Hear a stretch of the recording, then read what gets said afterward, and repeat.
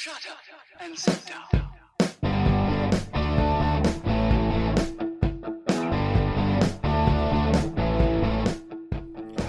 Welcome to Being on Stage, the only podcast that gives you motivation, inspiration, and confidence to be better on stage. No matter how you entertain, sing, dance, band, comedian, public speaking, MC, drag, burlesque, performance art, or street performer, this is the show for you. Hey rock stars, Reggie Dawson here, your host of the show. Welcome back and thank you for tuning in to the Being on Stage podcast. You know, I do a lot of motivation and inspiration and kind of like confidence building for performers. And occasionally on the podcast, I like to throw in some training now and again when it comes to being on stage. And just to give you guys, you know, a little bit more than just that motivation. So, you know, once you've taken that step and you're out there on stage and you're doing it, you know, you want to make sure you're doing it right. You want to make sure you're doing the right things to attract the audience, to pull in the audience, to connect with the audience, engage the audience. Why? Ultimately, your audience is going to pay your bills. And that's the point of this dream, you know. I know that, and listen, whether you want to do this full time and travel and this is going to be your career, or if it's something you literally want to just pay a couple of bills each month, make something on the side and continue to do what you love, it doesn't matter. You still want to do it right. You want to look good. You want to feel good while you're on stage, and that's actually what I want to talk about is looking good, and like in a sense of actually looking good, being visually appealing on stage. So about a week ago, probably 2 weeks now. I can't remember, but anyways, the couple towns over from me is like the pineapple capital of the world, and it's probably not the world. It's probably like of the treasure area. Anyways, I live on the Treasure Coast in Florida, so it's the pineapple. They're just big about pineapples in this town called Jensen Beach. And every year on Thanksgiving weekend, they have a pineapple festival. Live music, other types of performers, and rides, and face painters, and all types of vendors, and people selling stuff. And it's just a huge street festival.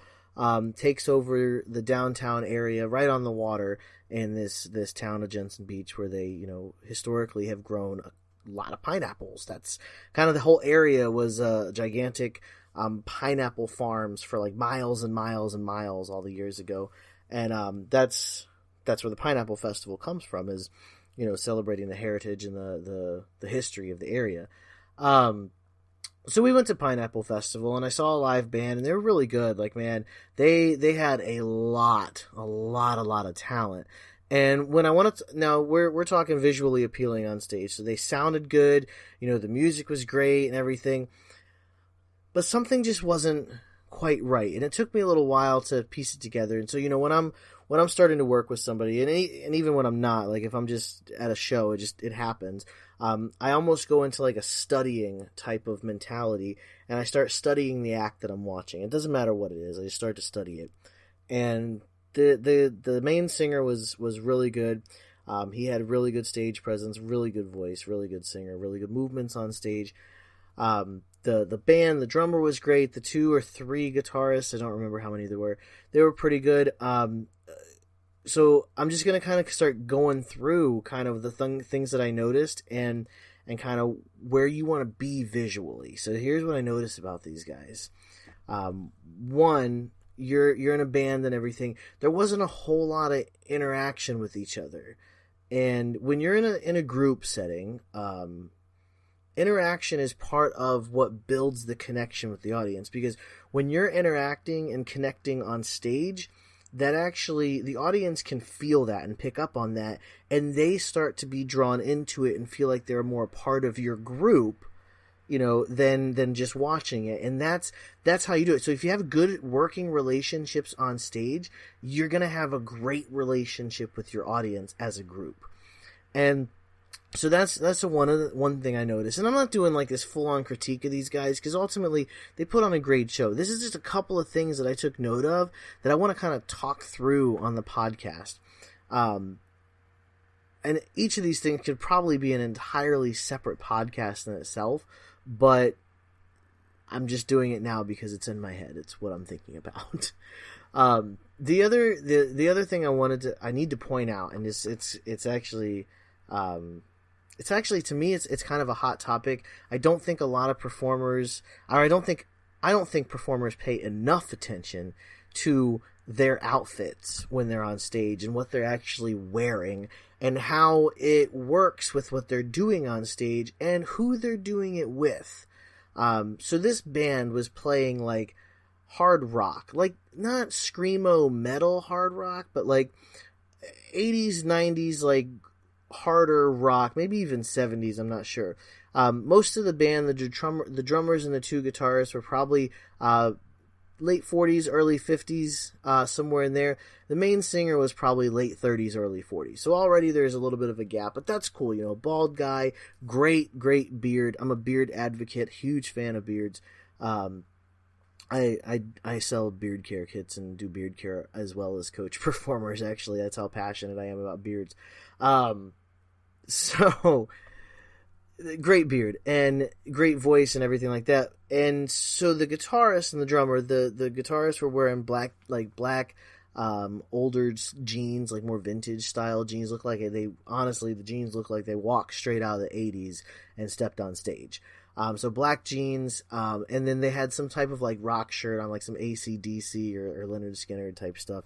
And the drummer, I couldn't really tell what the drummer was wearing, but it kind of worked. Like I think it was like just like a plain white T-shirt or a navy blue shirt or something like that. And what the drummer wears on the bottoms doesn't really matter, I guess, because he's behind the drum set. So then we have the main singer. When you think about the main singer, you know, this is the front man.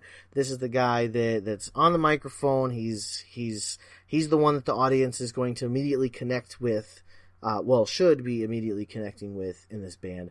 And he had great connection with the audience. There were low points, and I think we all go through low points. We all have periods in our show where, you know, we're winded, we're catching our breath, we're there's a little awkward moments here and there. People aren't laughing or cheering when we're expecting them to, or when we've set it up for that. Things happen. But overall, great job on the performance. Great job with the audience. What he was wearing, though, I have some issues with. Okay. So, I already said bald guy, great beard. He had on a black and white checked, like chessboard actually, T-shirt. Which, when the rest of your band is kind of in like a vintage black look, the black and white is still okay. Because here's the thing, it helps set you apart, so it kind of brings you out as the main singer, as the front man. But when you're wearing something so new and the rest of your band is wearing something vintage, it kind of offsets a little bit. So the black and white, pretty good. It goes with it. However, the shorts. He was wearing like bright sky blue long shorts, like past his knee, mid-calf shorts. And it didn't fit on that stage. It didn't fit with the music. It didn't fit with what they were doing. It didn't fit with the rest of the group. The bright blue shorts was almost a distraction on stage. And this is why I say that not enough performers, or even if you are one of those performers that do, there's not enough attention paid to what's being worn on stage. You know, when you step out on stage, you're not just presenting your talent, you're presenting yourself, okay?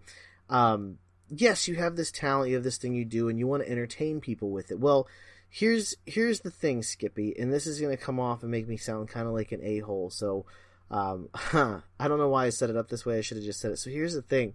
The biggest difference between a background act and a foreground act is audience engagement and connection. And when I say background versus foreground, I'm saying you have these, and I'm going to use musicians because this is where it's most common. However, I have seen it in dance as well. You have these musicians that just plays music or sings while people are at a festival walking around doing other things. They're just kind of there to have some sort of noise in the background. They'll talk a little bit. Occasionally people interact with them.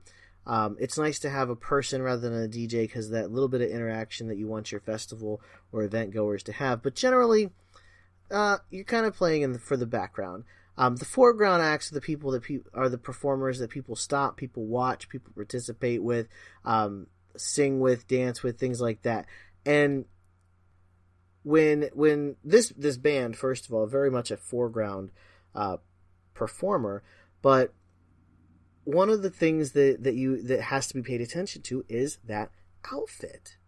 And when you wear something like that, although you're there as a foreground performer, here's what was happening in the audience. Okay, it was a field, and there was probably 100 people in this field. I mean, you could have easily fit another 300 in there and still had room to move around. So there's probably about 100 people in this field, maybe 150, and nobody was doing anything with the band. Like, they were in their groups, and they'd like kind of bust out in a little dance with someone in their group once in a while. Occasionally someone would turn around and laugh at the guy, or like pump their fist, like, yeah, like they really like that song. But there wasn't really any interaction. And part of the issue there is it wasn't presented as a performance. It was presented as a band playing music. And that's the biggest difference with what you wear on stage. That's how you can, that's the difference. The difference, and it's not background or foreground, but what sets you up as a guys playing music or someone on stage versus someone performing on stage is how you appear. Not just how you appeal, because you can have a great talent, you can be amazing, you can do phenomenal things on stage. But if you don't have an appearance that works with what you're doing, you've already lost half your audience. You've lost half of your connection just by putting on the wrong pair of pants. This is going to sound weird, but I'm going to go right into it and say, if you would like to talk about what you're wearing on stage, hit me up, jump on my calendar, go to beingonstage.com/calendar. I want to work with you. I want to boost you. Listen, I do the motivating and the confidence building, and that's something that every performer needs. But I want to work with you one-on-one and like really fine-tune these things, like what you're going to wear on stage and why you're going to wear it and how you're going to move in it and what it's going to look like to the audience. These little things, this is just one piece, one small, tiny piece of your performance that I want to help you with. So yeah, if you got anything out of this and this has helped you, hop on my calendar, because we will work out the perfect outfit for the perfect performance. So hop on my calendar, beingonstage.com/calendar. You can also send me an email, reggie@beingonstage.com. And as always, my rock stars, keep on shining.